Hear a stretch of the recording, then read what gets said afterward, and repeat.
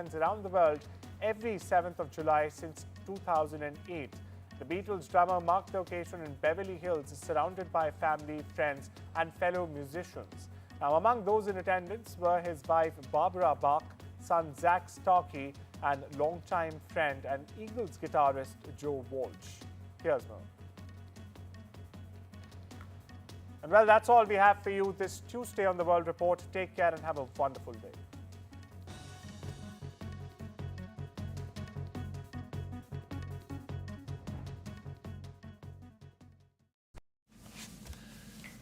So you want the confidence to hit that high note. Here's how. Get the Harry's starter set. Get our trim and razor, shave gel and travel cover with 30% off and free delivery. With our razor, even your 8th shave will be as smooth as your first. Its 5 German-engineered blades are our sharpest yet. Now with your newfound confidence, that high note is there for the taking. Harry's. Feel good, fellas. It's great to be helping out before my first grandchild arrives. And after having a few repairs myself, I need to make sure they'll all be protected. Which reminds me. Welcome to British Seniors, the UK's #1 rated provider of over 50s life insurance. Hi, I'd like a quick quote. No problem. We're proud to offer our seniors lifetime guarantee. With 100% of claims having been paid, we guarantee your premiums will never go up and that you'll speak to one of our specialists in the UK. UK residents aged 50 to 80 are guaranteed to be accepted. Depending on your age, your loved ones can get a cash payout up to £10,000. Wow, that money could help with funeral costs or as a gift for my grandkid. I'll do it. Plus, when you sign up, you'll receive a £135 gift card and free 24/7 GP advice and health services. He's going to be named after his granddad. Be proud to protect your loved ones with British Seniors. To get a free life insurance quote today, call our UK team on 0800 470 4444 or visit britishseniors.co.uk. It's funny that with unexpected bills, like your car breaking down, a dude on a white horse never comes to save you. You can't park there, mate. And your kid's wizard obsession doesn't work on broken boilers. This is where Lending Stream come in. Short-term loans from £50 to £1,500. Apply online, 6 months to pay it back. Take back control with a short-term loan from lendingstream.co.uk. Representative APR 1,271%. As a dad, I know life's unpredictable. It's all fun and games until it's not. You okay? I want my kids to always be looked after. That's why I'm not putting things off anymore and protecting the life we've built by calling Smart Insurance. Hi, how can I help? Hi, I'd like a quick quote, please. OK, you can choose a benefit amount up to £750,000 depending on your age. Brilliant. If you're a UK resident aged 18 to 64, you can apply with just a few health and lifestyle questions. For £250,000 of cover, the price starts at just £14.77 a month. That's less than I thought, and could help my wife pay off the mortgage. With our Smart Family Guarantee, you'll have peace of mind. That's good to know. You'll also receive a 100% advance in the event of terminal illness and 10% cashback on your first year's premiums. That's the Smart Cashback. Plus, you get your choice of a £125 gift card. Protect the life you've built the smart way. To get a free life insurance quote today, call our specialist UK team on 0800 977 6797 or visit smartinsurance.co.uk.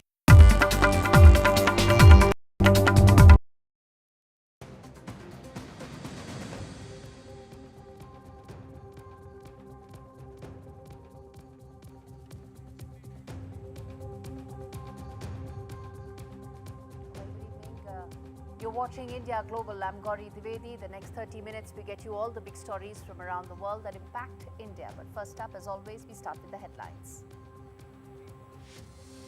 US President Donald Trump confirms talks with Iran, says Washington and Tehran officials are expected to meet soon with a possible sanctions waiver on the anvil. Is there now possibility of Iranian nuclear program being brought under the official international guideline? Israeli Prime Minister Benjamin Netanyahu backs Donald Trump's vision for redeveloping Gaza. Is the Middle East, and most importantly, are the people of Gaza prepared for a French Riviera-style makeover?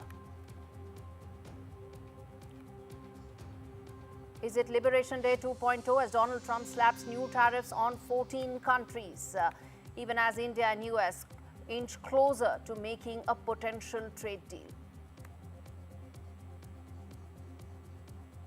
Over 4,000 Myanmaris take refuge in India's Mizoram. Influx over 3 days after clashes in Myanmar's Chin state.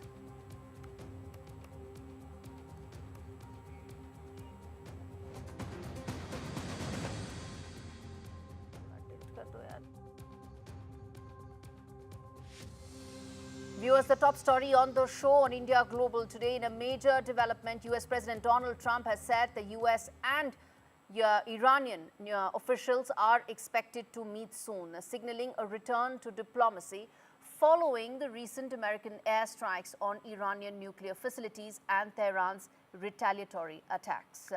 Donald Trump has expressed hope that further military action will in fact not be necessary, pointing to a potential and a possible de-escalation in terms of tensions. While he didn't specify a date, his Middle East envoy, Steve Witkoff, let's cut across to camera number 2 now. Steve Witkoff said that talks could begin within the next week. The announcement comes just weeks after America, in coordination with Israel, launched those precision strikes on Iranian nuclear sites in Natanz, Fordo, and Isfahan in a bid to cripple Tehran's alleged nuclear program. Donald Trump also said he's willing to consider easing sanctions on Iran at the right time, saying he wants to give Tehran a chance to rebuild peacefully rather than continue fueling anti-American, anti-Israel rhetoric. Now, what's going to be the future like of this entire region? We're going to put that out, and that's a big story. But first up, I want to play out that soundbite of Donald Trump when he spoke about what he thinks are potential possibilities with regard to Iran. We have scheduled Iran talks, and they want to talk. They took a big drubbing, I think, when we hit the 3 sites, really. I would say the 3 sites, not just the one. The one was a big one, and it was deep in granite, and it was obliterated. The big questions that we are putting, in fact, on this story. First up, how soon can a diplomatic breakthrough be achieved? As far as these talks are concerned, there is a potential of some sort of a reprieve, but is that really possible? Second big question, what happens to the nuclear program that Iran has? It is something that there have been conflicting reports as far as whether or not the Iranian nuclear program has been quote-unquote obliterated. If not, if it's still valid, there are some reports indicating that maybe 2 years is the kind of setback. If so, then what can be the potential impact on the Iranian nuclear program? What happens to it? Third important point, will this lead to sanctions relief? There's been a lot of talk about it. The commodities market has also responded to it as well. In fact, there's been a rally in the commodities market as well. And lastly, what is exactly the big game plan that the Middle East, for the Middle East region as far as Donald Trump is concerned? Let's get in Brahma Chilani to answer some of those. Dr. Chilani, as always, a pleasure to have you on the show. Some of the points that we've put out in terms of what lies ahead, help us understand what really, there's a lot at stake, but in your assessment, do you think this much of ground can be covered when the American and Iranian officials meet? Let's be clear, Corey, as to what the Americans are demanding. They're demanding that Iran entirely give up its enrichment program, but under the NPT, to which Iran is a signatory, a non-nuclear state can legitimately pursue an enrichment program, and the 3 nuclear sites that US bombed were all under international safeguards. In other words, they were open to inspections by the International Atomic Energy Agency. Despite that, the Americans carried out these strikes on these 3 facilities, undermining the international regime that seeks to prevent nuclear proliferation. Now, if the Iranian regime were to accept what Trump administration is demanding, it would amount to capitulation, and it would make the Iranians' position at home untenable. The Iranian regime will not be able to survive if it were to accede to the American demands. The fact is that after having been bombed, Iran will seek to play for time. It will seek to use its hidden stockpile of enriched uranium in ways that would keep the world guessing. In fact, Iran now has strong motivation to go the North Korean route.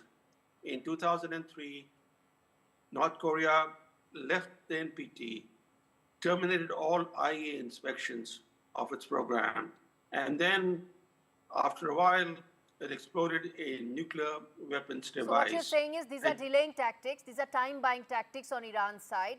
And do you think that the Trump administration is not able to see through it, or do you think there's more to it than what meets the eye?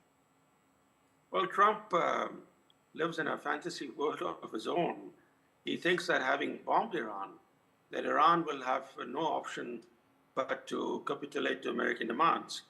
The Iranians have a record of being good diplomats.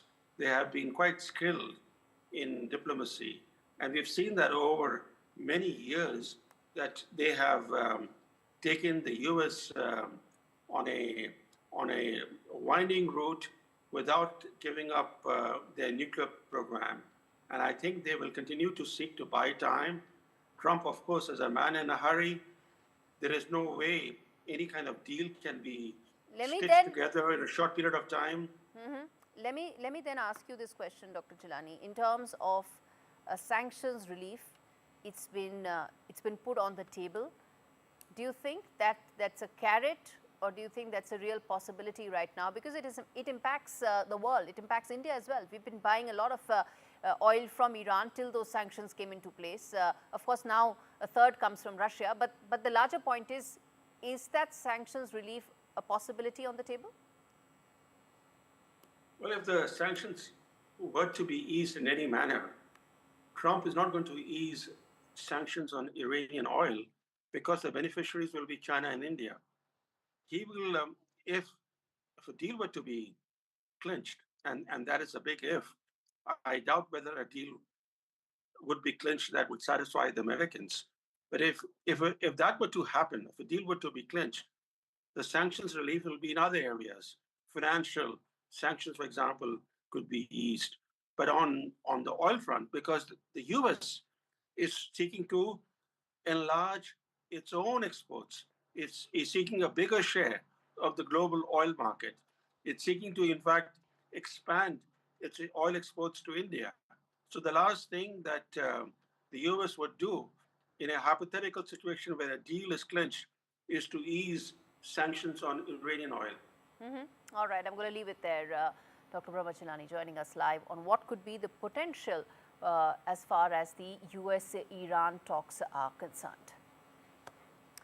All right, viewers, shifting focus now to more stories coming in from the Middle East. In fact, it's related to what we just discussed. Israeli Prime Minister Benjamin Netanyahu has backed a proposal by Donald Trump to relocate Palestinians from Gaza and turn the war-ravaged coastal enclave into a luxury waterfront development, a plan that has drawn huge amounts of condemnation from the world and could further complicate rather than solving the fragile ceasefire talks between Israel and Hamas. Netanyahu said Israel was working very closely with the US to identify countries that would be willing to accept displaced Palestinians from Gaza and suggested that discussions with several nations were already getting close to fruition. Trump claims the US has had great cooperation from countries surrounding Israel, saying that something good will happen. Netanyahu's comments marked the most explicit endorsement yet of a controversial idea Trump first floated earlier this year. And let's play out. If we have that video, we should just play that out as well, because this was actually put out on the official social media handle of the President of US, and that's what he has in mind, and which is why there's been so much of condemnation that's coming from around the world. He wants to call it the Riviera of the Middle East. Trump's proposal was met with quick backlash from the US allies, Arab leaders, human rights organizations who said it amounted to ethnic cleansing under the guise of economic development.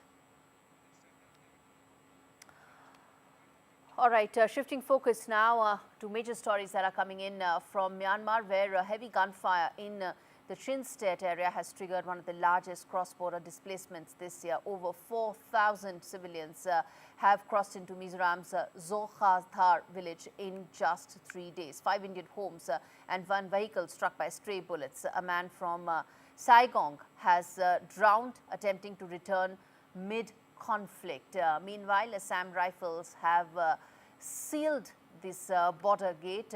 Community groups, including the Young Mizo Association, are coordinating food, medical help, but resources are stretched. What really complicates this border crisis is China's multi-layered role in this entire conflict. They're supplying the junta with advanced weaponry. Beijing also maintains contact and at times, in fact, is also helping these ethnic armed groups. And there are around 26,000 of them in this entire region. In fact, between February 2021 and December 2022, Chinese companies actually sold ammunition to a large extent. Now, how does this impact India? That's the bigger story here. You know, that there have been people impacted, there is communities that are impacted, but how does this impact India? There is direct impact in terms of India's strategic corridor, India's strategic calculus, given the fact that this could have both humanitarian as well as security complications for India. Now, of course, there are this large presence of China in this region, whether it is in terms of BRI investments, which are mining rights and multiple ethnic regions. But beyond that, there is also the fact that that this will complicate the situation as far as India's security calculus is concerned, and could mean that more effort and more focus will have to be given, particularly to China, to India's chicken neck region.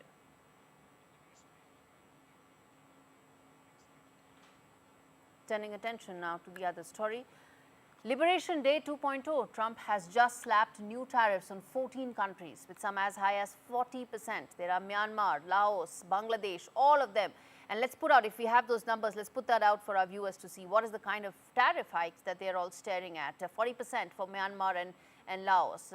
Others like Japan, South Korea, Indonesia are all in that list. They were all part of what Trump calls a plan to fix unfair trade deals, protect U.S. jobs. Trump sent letters to major trading partners, including Japan and South Korea, dictating new blanket tariffs. Now, what are we really looking at here? I'm going to play out that soundbite of Donald Trump in just a bit, but viewers, I want to explain to you what it means in terms of the reason why these tariffs are so significant is that it impacts the Indo-Pacific alliance network that America has. Now, if you have a Vietnam or a Laos, or you have Indonesia or any of the Philippines or any of these large countries, 14 of them, looking at such high tariff levels, they're unlikely to be part of the traditional American alliance network anymore going forward.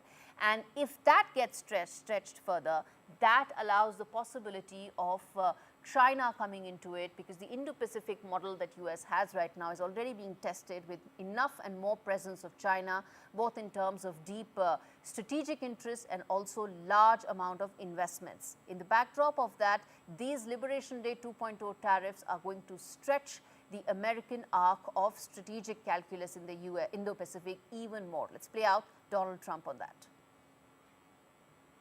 Are the tariff letters that you sent today final offers, or are they negotiable? Well, that's final offer. So South Korea, Japan should take it or leave it? We're always subject to negotiate something that's fair, but we've talked to most of the countries, and pretty much they've had their way for many, many decades, as you know.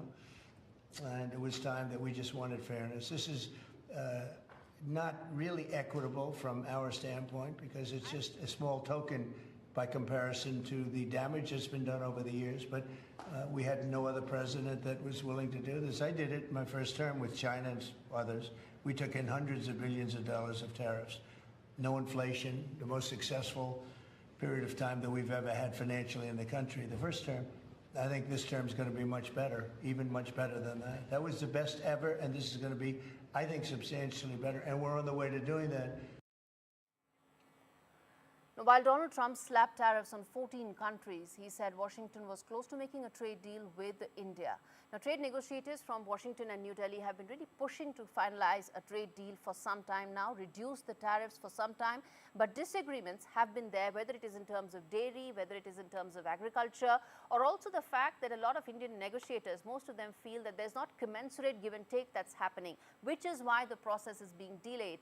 The last couple of days, India has been very clear when Commerce Minister made a very clear announcement saying that Indian interests need to be protected. A deal will happen. There is 9th of July. That's an important time. Before that, deal has progressed. Negotiations have advanced, but nothing till Indian interests are protected and Indian interests are secured, which is the background of understanding that while discussions have progressed, a deal is yet to be finalized and no one knows when that is likely to be sealed. But it's important to point out that while 14 other countries have been slapped with additional tariffs, India is looking to cement that deal, maybe in the 24, maybe in the next 48 hours. But that is the real differentiator to be able to understand how Donald Trump's administration is viewing India and some of the other countries in Asia in terms of trade through which they view the entire foreign policy mechanism. Let's play out Donald Trump on that. Now we've made a deal with United Kingdom. We've made a deal with China. We've made a deal. We're close to making a deal with India.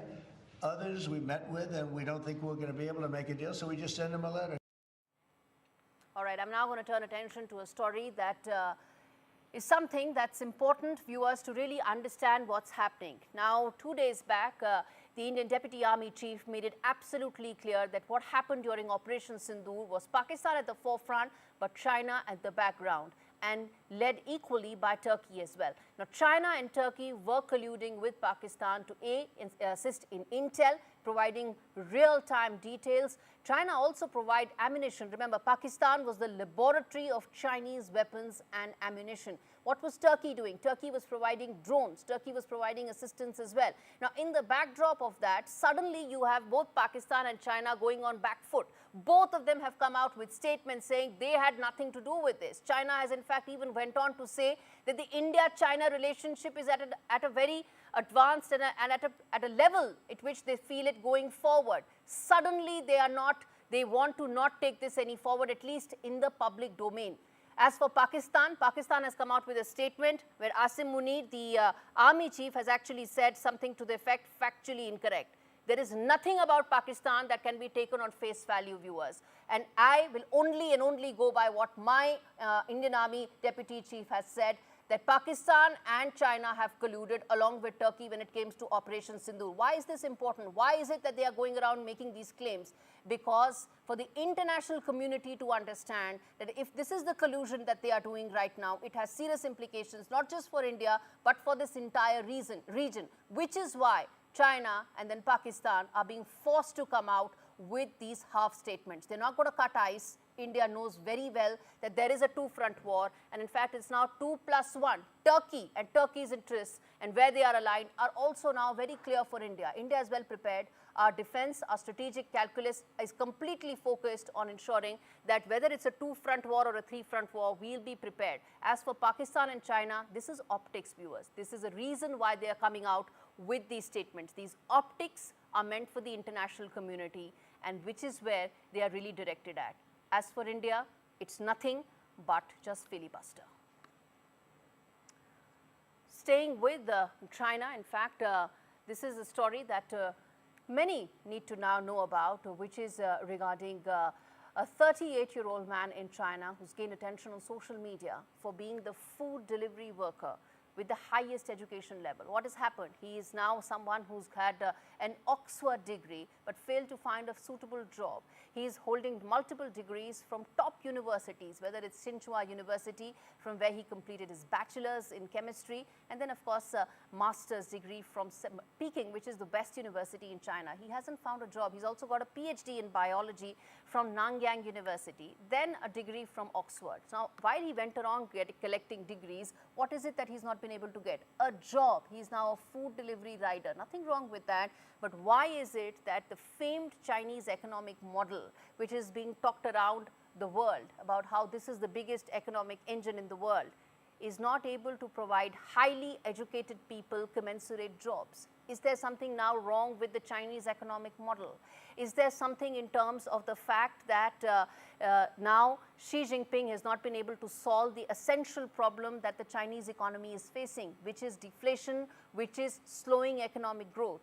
And this particular example of a PhD student now being forced to work as a food delivery rider is a wake-up call for all those in India and around the world who consider the Chinese economic model perfect. They can't get jobs, they don't have jobs right now, And that is the reason why slowing growth is becoming a bigger problem politically for Xi Jinping. All right, on that note, I'm going to slip into a quick break, come back with more on the other side. Stay with us.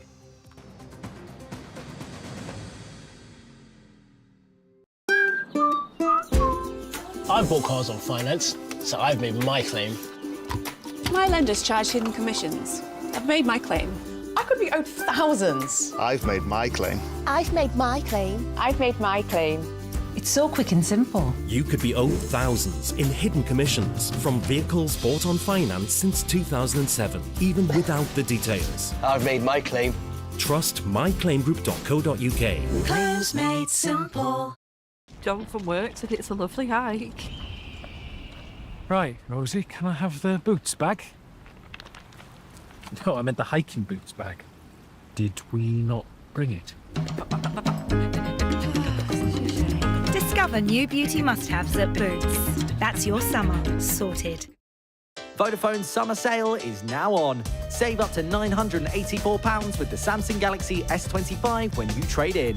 And with Circle to Search, find everything you need this summer fast.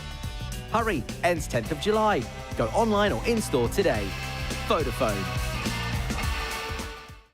Some people think life slows down in your 50s, but I'm just getting started. And I don't want my lot to have to worry about funeral costs. Let them spend their money on nicer things. So I decided to learn more about over 50s life insurance from Cover Today. They're the only over 50s life insurer with no waiting period. Unlike other insurers who could make you wait up to 2 years, with Cover Today, you're fully covered from day one.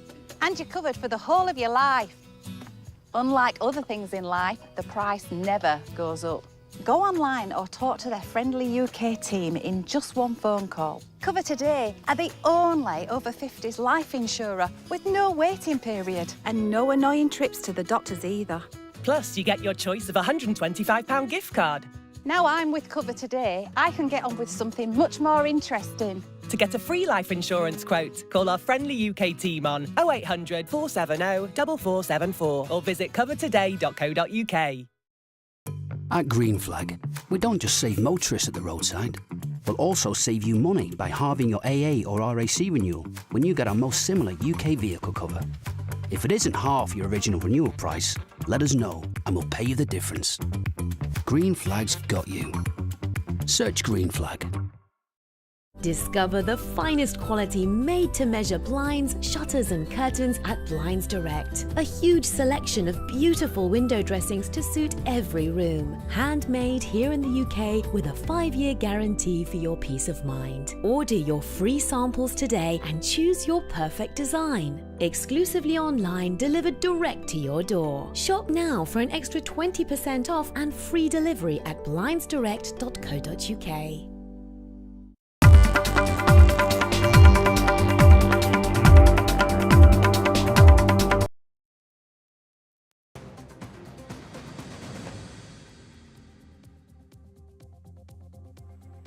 An Indian family, viewers, that included 2 parents and their 2 young children was charred to death after a truck crashed into their vehicle in Dallas.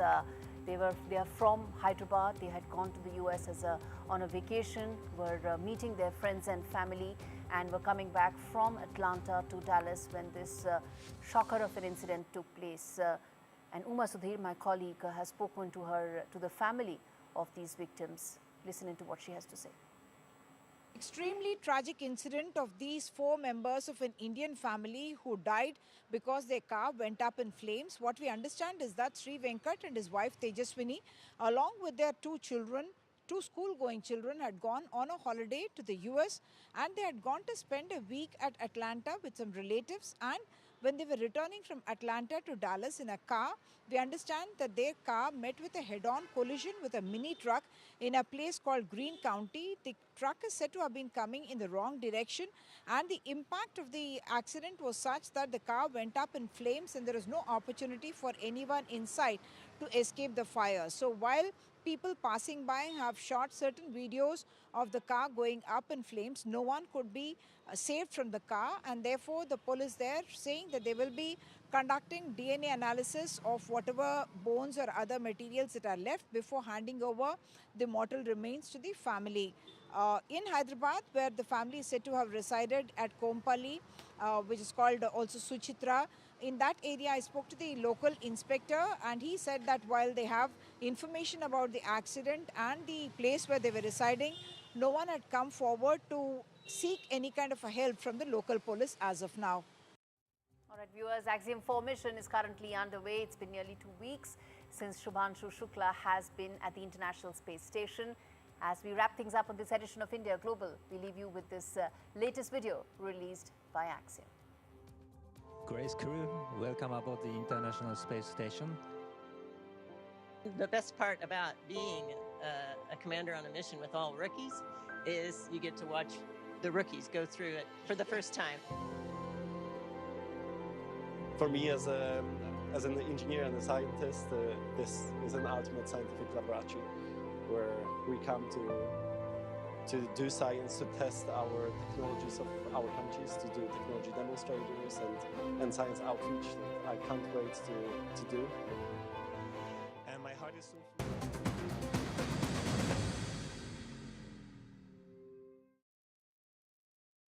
Discover the finest quality made-to-measure window dressings, exclusively online, delivered direct to your door. Shop now for an extra 20% off and free delivery at blindsdirect.co.uk. If your garage looks like this, you need Tougher Man. A leading supplier of shelving for your home or business. Assembly is quick, easy and boltless. Buy 1 bay from just $59.99, or you can get 3 bays from only $119.99. saving you nearly £60. Plus, you get a 5-year Storelex steel guarantee. Order now at tougherman.co.uk. Dealing with my lot means making smart choices. And with our family growing, I want to protect the life we've built. That's why I'm calling Smart Insurance. Hi, I'd like a quick quote, please. OK, you can choose a benefit amount up to £750,000 depending on your age. Brilliant. If you're a UK resident aged 18 to 64, you can apply with just a few health and lifestyle questions. For £250,000 of cover, the price starts at just £14.77 a month. That's less than I thought, and could help my husband pay off the mortgage. With our Smart Family Guarantee, you'll have peace of mind. I'll go ahead. You'll also receive a 100% advance in the event of terminal illness and 10% cashback on your first year's premiums. That's the Smart Cashback. Plus, you get your choice of a £125 gift card. Protect the life you've built the smart way. To get a free life insurance quote today, call our specialist UK team on 0800 977 5753 or visit smartinsurance.co.uk. Get that lucky cow feeling with luckycowbingo.com/bingo. The site that's bursting with beautiful bingo games. That's luckycowbingo.com/bingo. Now that retirement's here, it's time for me to focus on the things that really matter in life, like making sure my family can manage funeral costs when I'm no longer around. Which reminds me. Welcome to British Seniors, the UK's #1 rated provider of over 50s life insurance. Hi, I'd like a quick quote, please. No problem. We're proud to offer our seniors lifetime guarantee. With 100% of claims having been paid, we guarantee your premiums will never go up and that you'll speak to one of our specialists in the UK. UK residents aged 50 to 80 are guaranteed to be accepted. Depending on your age, your loved ones can get a cash payout up to £10,000. That money could help cover my funeral costs or be a gift for my grandson. I'll do it. Plus, when you sign up, you'll receive a £135 gift card and free 24/7 GP advice and health services. Be proud to protect your loved ones with British Seniors. To get a free life insurance quote today, call our UK team on 0800 881 5090 or visit britishseniors.co.uk.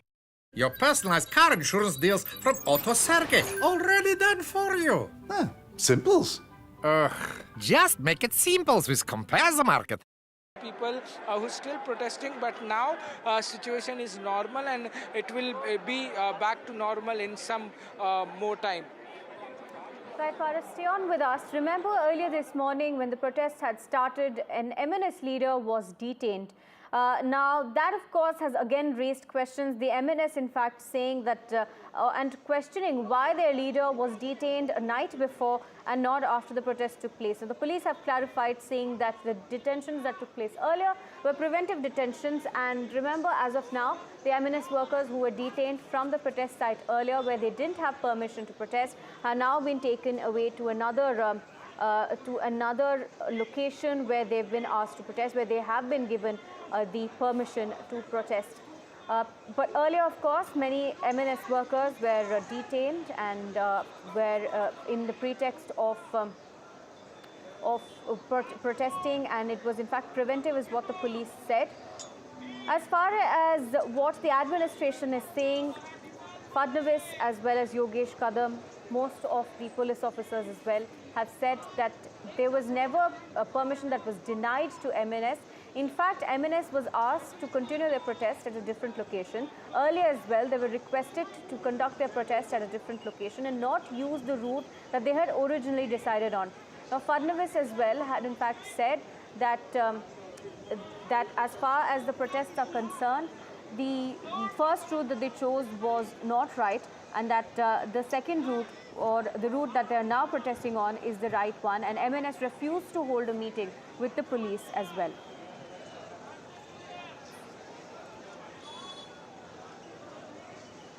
My colleague Paras is still with us. Paras, if you could take us through the latest political reactions that are coming in on what has happened with Pratap Sarnaik as well.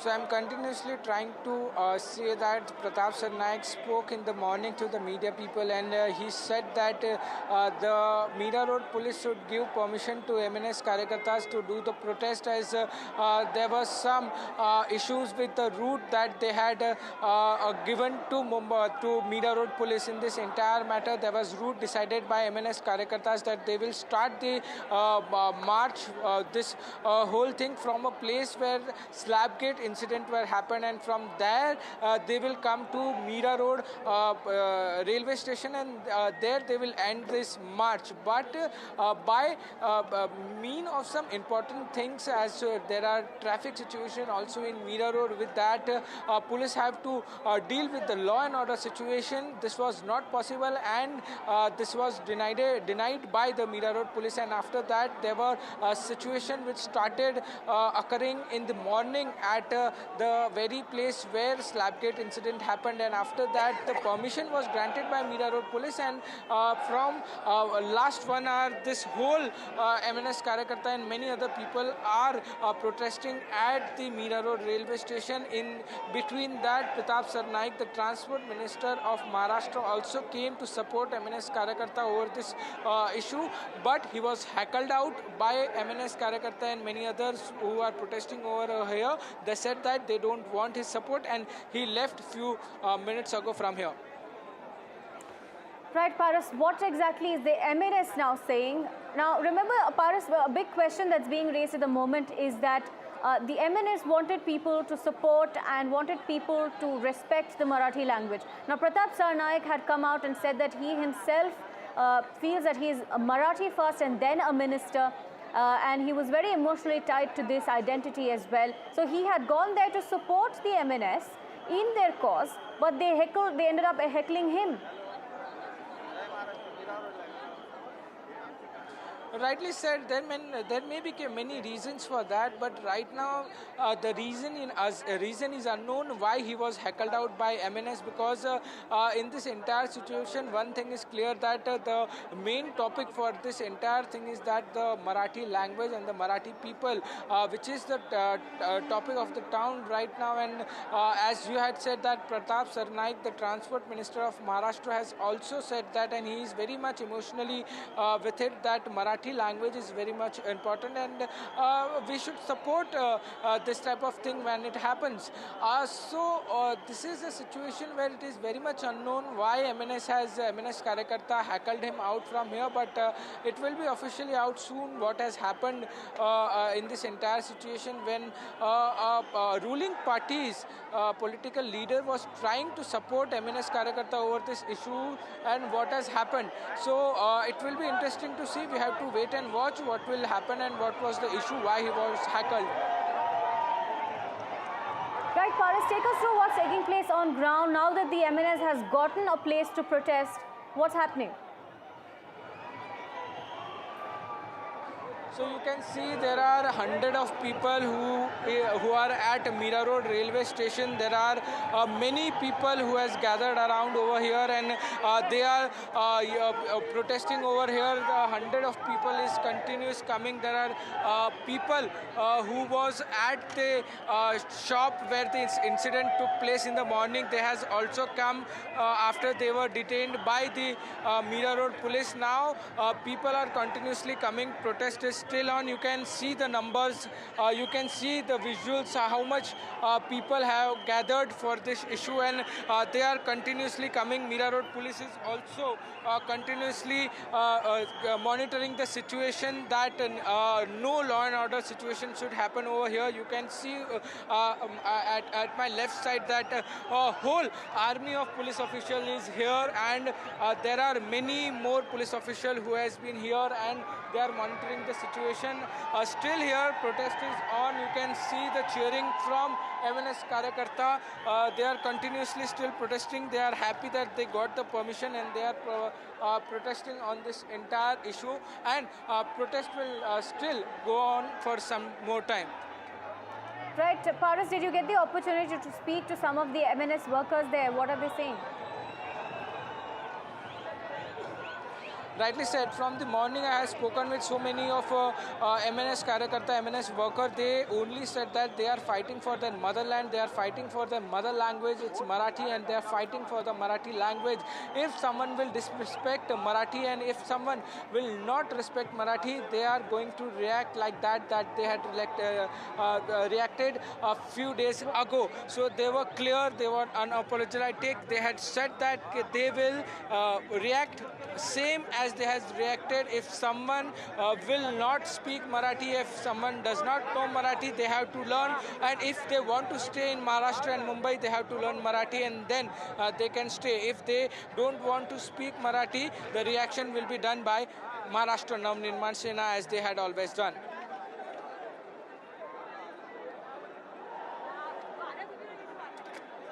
Shiv Sena is concerned, we were seeing a split. Now, take Pratap Sarnaik, for example, and Sanjay Nirupam as well, and Yogesh as well.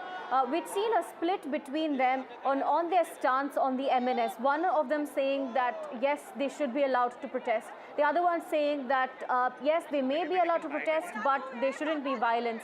And, of course, Yogesh Kadam saying that the protest was not allowed because they took a wrong route, although there is no bias in allowing people to protest. So it seems that there is still some sort of rift between how they are seeing the MNS and their actions.